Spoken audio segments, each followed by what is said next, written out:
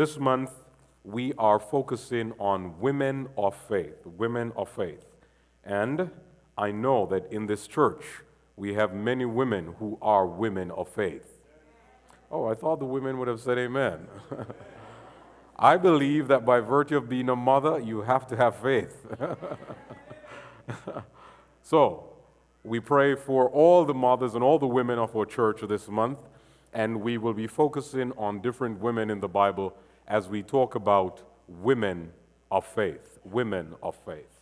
Let me thank all those who have participated in the service thus far. I trust all has been a blessing to you.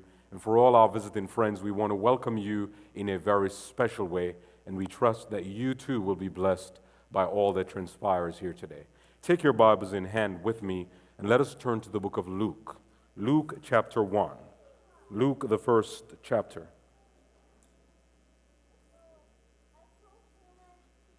I want to read a few verses in your hearing. Luke chapter 1. Luke chapter 1, starting at verse 41.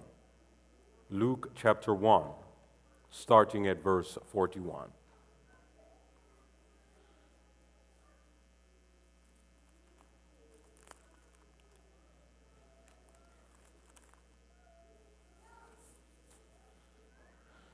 Luke chapter 1, starting at verse 41. The Word of God reads this, and I read from the King James Version. And it came to pass that when Elizabeth heard the salutation of Mary, the babe leaped in her womb, and Elizabeth was filled with the Holy Ghost. And she spake out with a loud voice and said, Blessed art thou among women, and blessed is the fruit of thy womb. And whence is this to me, that the mother of my Lord should come to me? For lo, as soon as the voice of thy salutation sounded in mine ears, the babe leaped in my womb for joy. And blessed is she that believed, for there shall be a performance of those things which were told her from the Lord. And Mary said, My soul doth magnify the Lord, and my spirit hath rejoiced in God my Savior. For he hath regarded rather the low estate of his handmaid. For behold, from henceforth all generations shall call me blessed. For he that is mighty hath done to me great things, and holy is his name. I want to speak to you briefly on the issue, testimony of a dumb priest. Testimony of a dumb priest. Bow your heads with me and let us pray. Father, thank you for your mercies and your grace that have been extended to us. We're so grateful that you have brought us into your house. We have praised, we have prayed, and now it's time for you to preach. Speak clearly, Lord, speak audibly, and may hearts be transformed and blessed. Bless, therefore, now the reading and readers, the listening and listeners of your holy word. And we have no doubt that we would have been revived when we would have left this your house, is my prayer. In Jesus' name, amen. Amen. Testimony of a dumb priest. Some believe that it's ill-advised for pastors to be vulnerable, but I'm going to disregard that today and be vulnerable with you.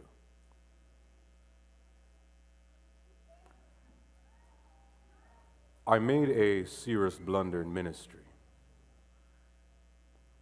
And I do not speak of this with any pride. I do not tell this with any pride, but when she told me that she was pregnant, I was literally speechless. Honestly, I didn't believe that she would have gotten pregnant. An abortion was not an option, and so we decided that she had to go into hiding. The problem with pregnancy, however, is this. It's not something that's going away. It's something that's coming. So everybody would eventually see, and questions would be asked, and everyone would want to know what's going on. But as I said earlier, I was speechless. I was speechless, and I didn't know what to say, or I couldn't speak. Let me put it another way for you. The truth is, I, who had been able to speak all my life, was literally dumb. I, who had been able to speak all my life, I was now a mute. I wasn't dumb, beloved, because I was dumbfounded by the news that my old barren wife, Elizabeth, was pregnant. I wasn't dumbfounded because of that, because the truth is, before she conceived, before she got pregnant, I was dumb. The truth is, before anything happened, I was dumb. I was speechless. I wasn't speechless because of the news. Not at all, beloved. That was not why I was speechless. And yes, the child is mine. And I know some of you are trying to figure out, how does a dumb man initiates intimacy? Well, let me tell you, there's some things you don't need to be able to talk to do. You can do it even if you're dumb. Somebody say amen.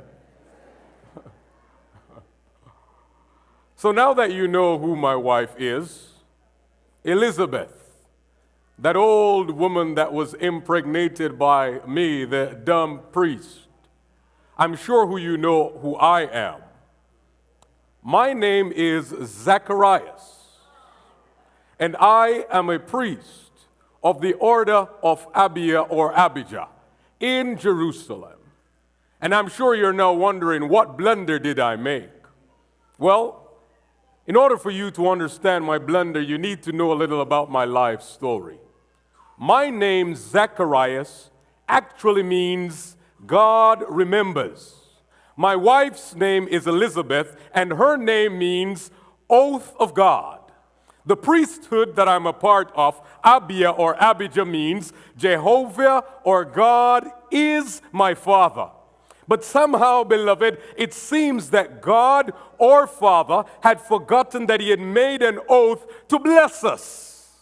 There was one blessing we desired above everything else, one blessing we really wanted, but it seemed like God or Father, who had made an oath, had forgotten to bless us. Yes, my name God remembers. Yes, her name means oath of God. And yes, the priesthood means Jehovah is my Father. But why did my Father forget to bless us?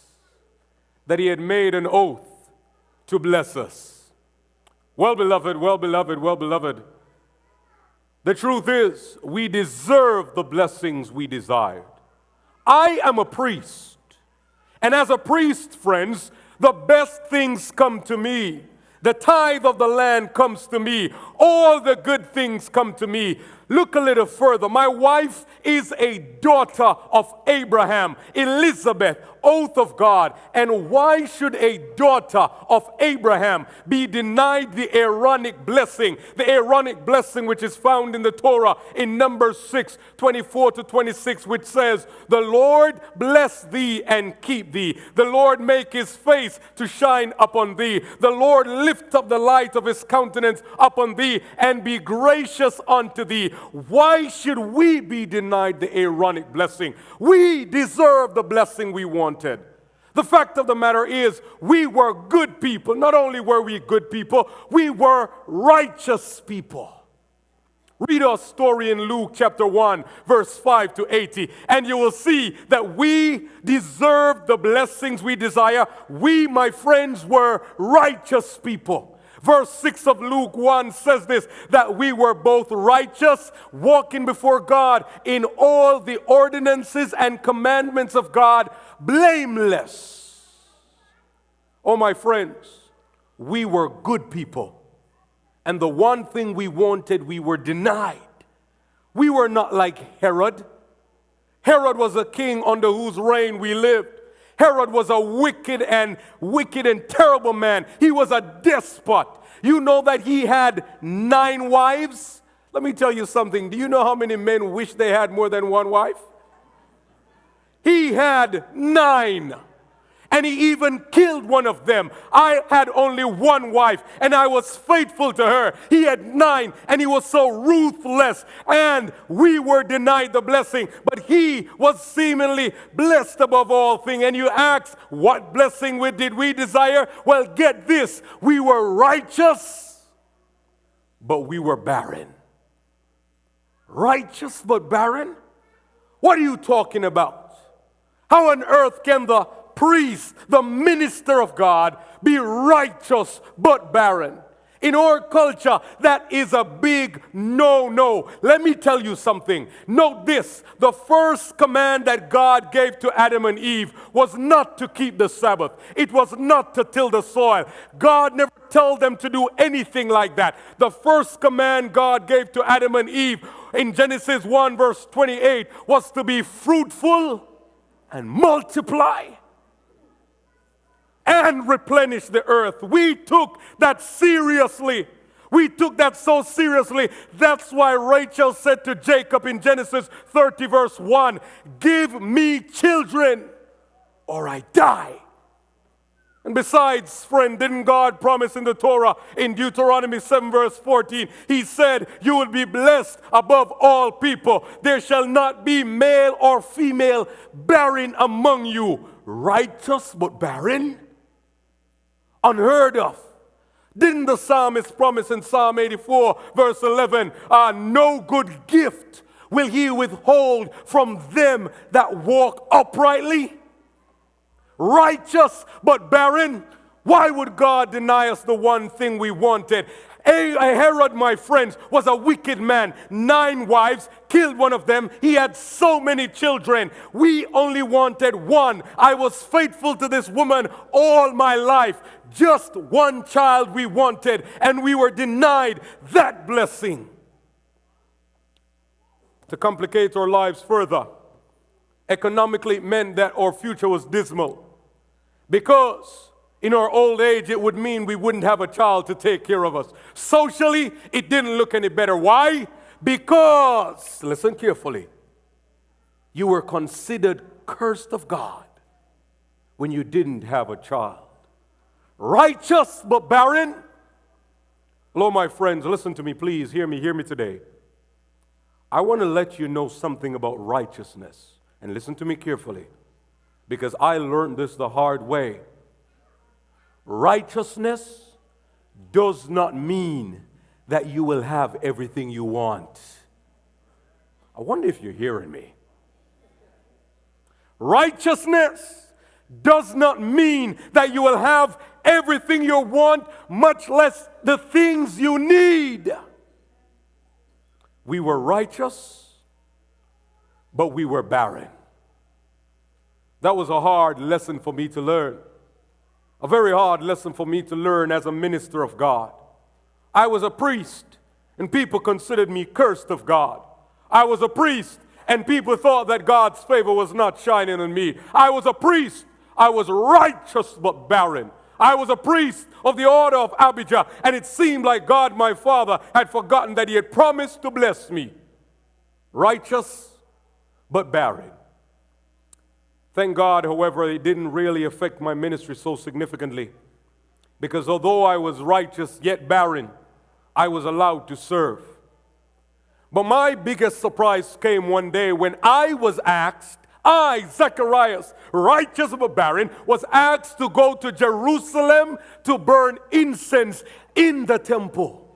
Now you ask me, why am I surprised? Well, I'll tell you why I'm surprised. There are at least 3 reasons why I'm surprised. Number one, the truth of the matter is there were over 18,000 priests in Jerusalem, and consequently they would cast lots by throwing a dice to select a priest to serve. They did that because there were too many priests, way more priests than there were needed, and they would do that. So if you were called, your number was called, you would be privileged. Secondly, it meant that this would be a once-in-a-lifetime opportunity to serve in Jerusalem, because some priests would never be able to serve. But thirdly, it was unheard of for a barren priest to burn incense in Jerusalem.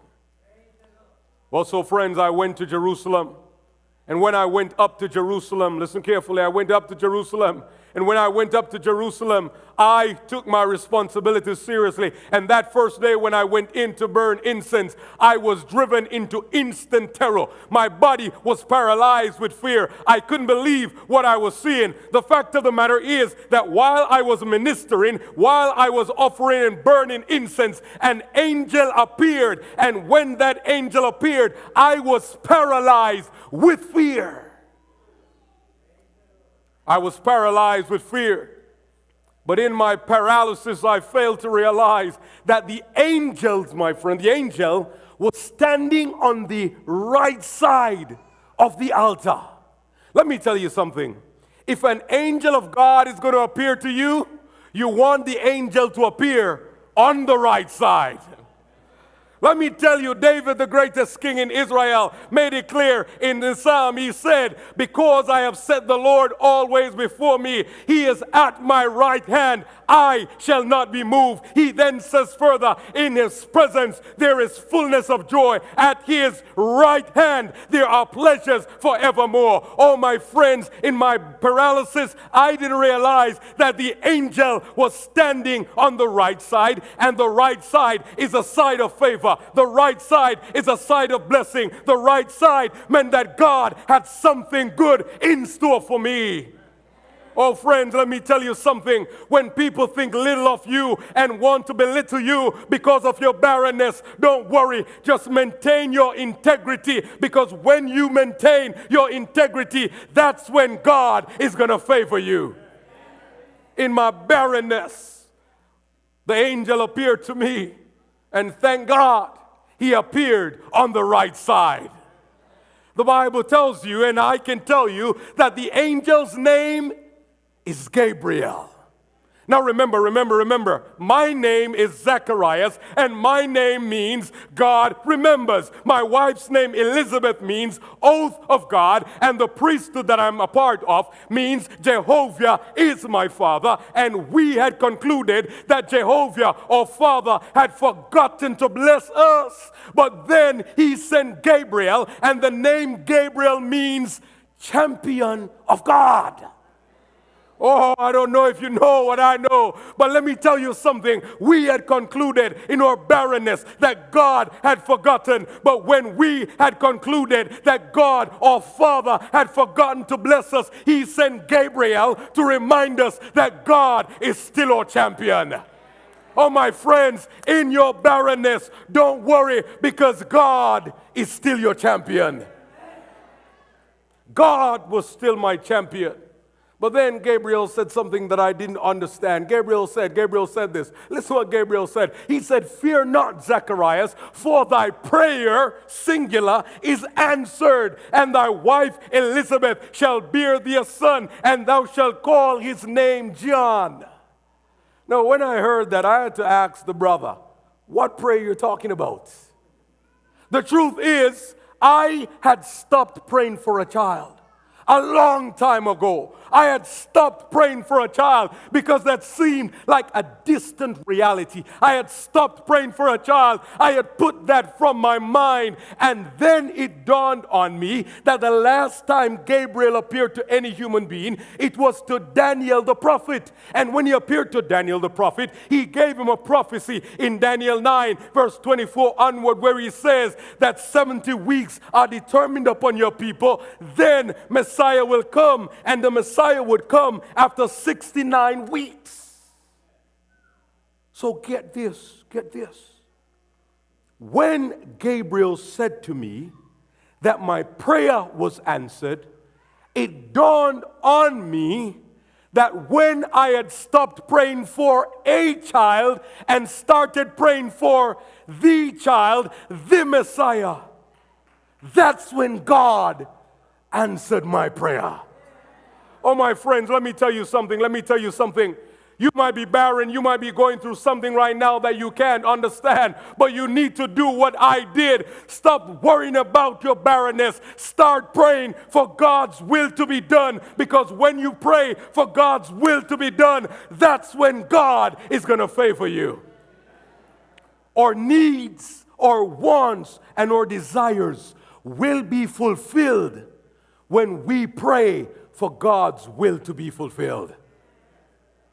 I had stopped praying for a child, and I had started to pray for the Messiah. And when I prayed for the Messiah, that's when I received a child. Oh, my friends, righteousness does not mean that you will have all that you want. But if you pray for the will of God to be accomplished in this world and in your life, you will get the things you desire. Well, I completed my responsibilities as a priest. Even though I was dumb, they allowed me to. But I must tell you about that day at church. That day at church was uneasy. You see, I had at least two responsibilities. Number one, I should burn incense and offer prayer on behalf of the people. Then number two, I must come out and pronounce the Aaronic blessing on the people. The Lord bless you and keep you. The Lord make his face to shine upon you and lift up the light of his countenance on you and be gracious unto you. But the people got a little uneasy because I was taking quite a bit of time inside there. I could already hear some people grumbling and complaining and asking, what is he doing inside there? I am almost certain some of my fellow priests must have been saying that my barrenness had caused judgment on me while I was in there. People were getting on edge in church. People were getting nervous in church. Why? Because the church service wasn't going according to plan. Well, let me tell you something. Sometimes God is going to show up and show out at church and mesmerize our dead formalism. We think that things have to go this way and that. Well, when God shows up, you do otherwise. God showed up at church that day, and church got a little uneasy. When I got out, they concluded that I'd seen a vision, and they were startled that I was dumb, but they allowed me to finish my work that week. And when I finished my work, I left and I went home. And within a few months, my wife was pregnant, and she went into hiding, because who would believe that this old woman was now pregnant? And people would be asking, who is the father? Is it really Zacharias? Well, I had news for them. Of course it was I. I am the father. When the angel told me that I would have a child, I said to the angel that I am old, but my wife is well stricken in years. In other words, I still got it. I don't know about her. My child it is. And so she went into hiding. But after 6 months in hiding, Mary, her cousin, visited her. And when Mary came, I kid you not, when Mary came, something special happened to Elizabeth. The Holy Spirit came down on her, and when she saw Mary, she started to prophesy, and she said, "Blessed art thou among women, and blessed is the fruit of thy womb." And then she said this, "Lo, that when the voice of your salutation sounded in my ear, the babe leaped in my womb for joy." Oh, my friends, I don't know if you understand what's happening there. My child, only 6 months old, responded to God in embryo in Mary. I'm telling somebody, you can sit there with your stoic dead self. That's okay. If a 6-month unborn child can rejoice for joy in the presence of God, what about you? The child leaped in my wife's womb for joy.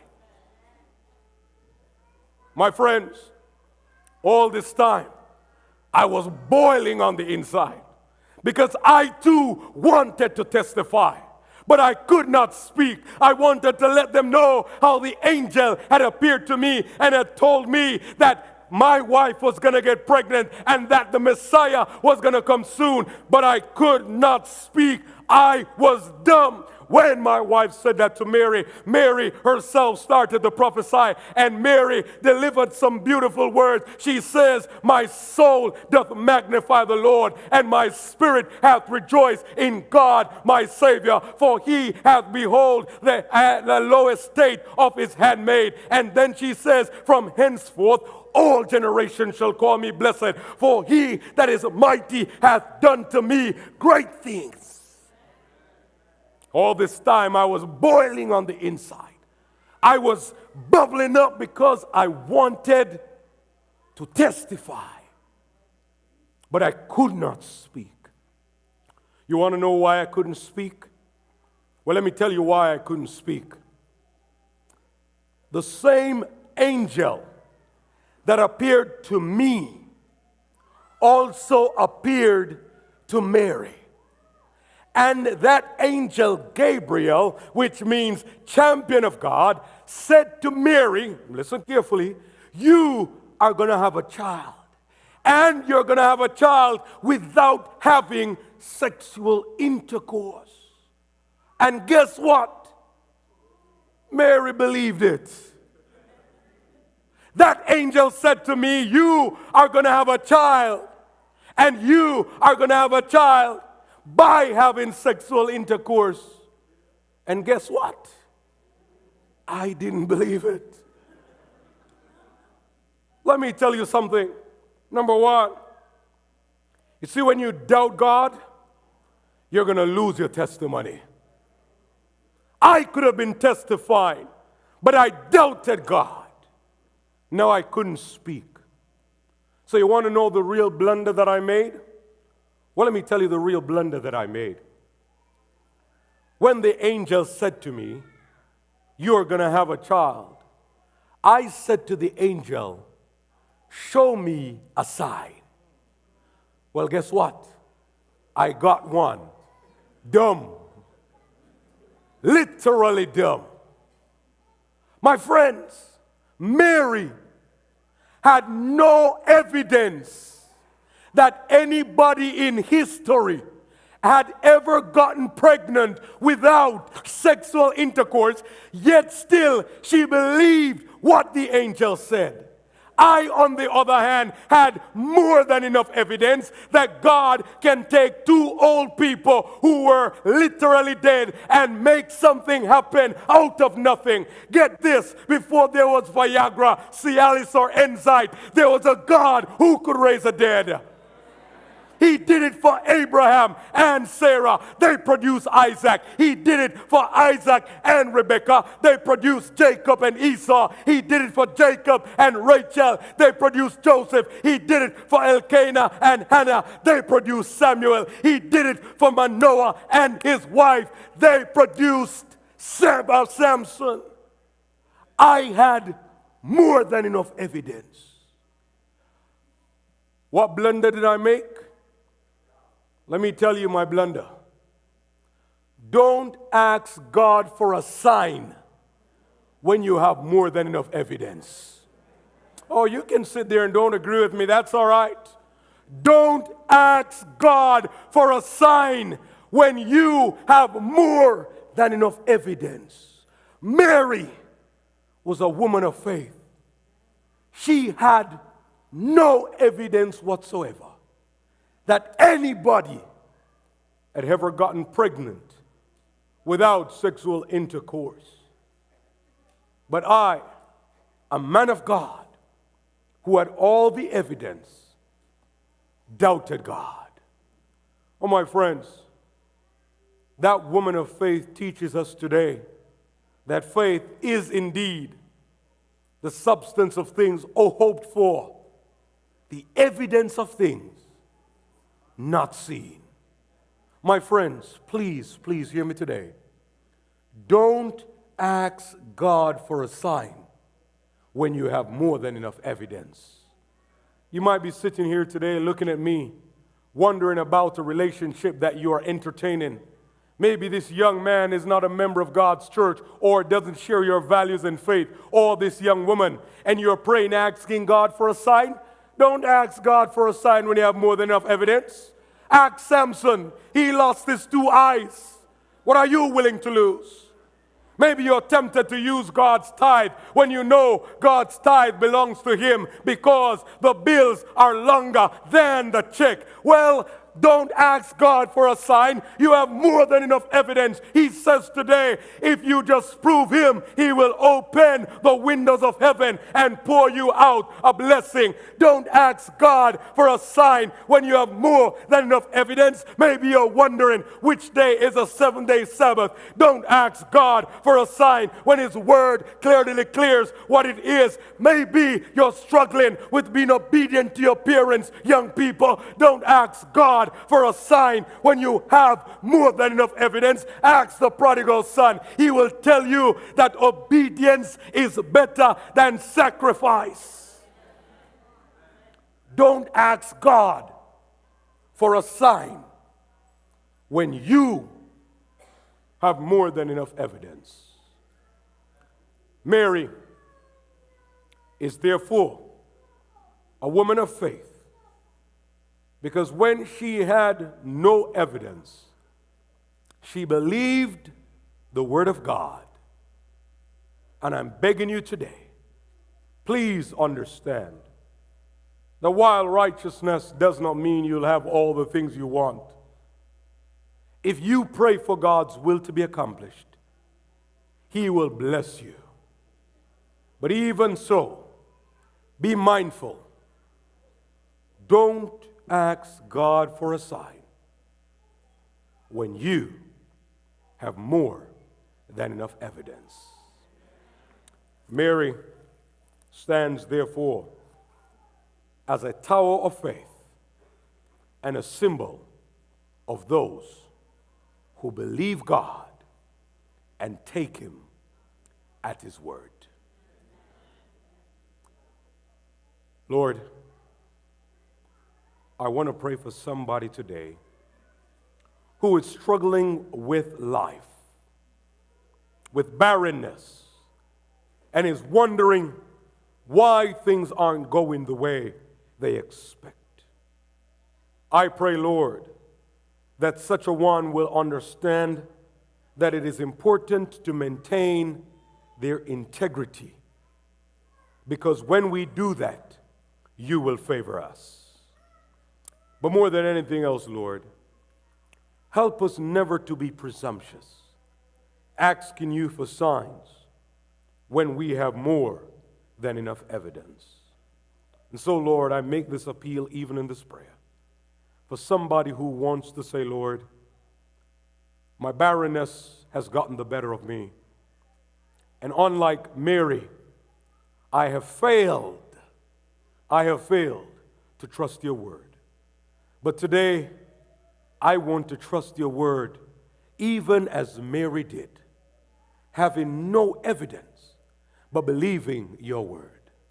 Is there one like that today? You want to say, Lord, help me to give my life to you. Even in this prayer, won't you raise your hand? I see that one. Is there one? I see that one. I see that one. Loving Lord, consider the hands that have been raised. And please, lead us to accept your will for our lives, to believe in you, and to trust you, that you, even in our barrenness, will work for our favor. We pray in the holy and precious name of Jesus. Amen. Amen.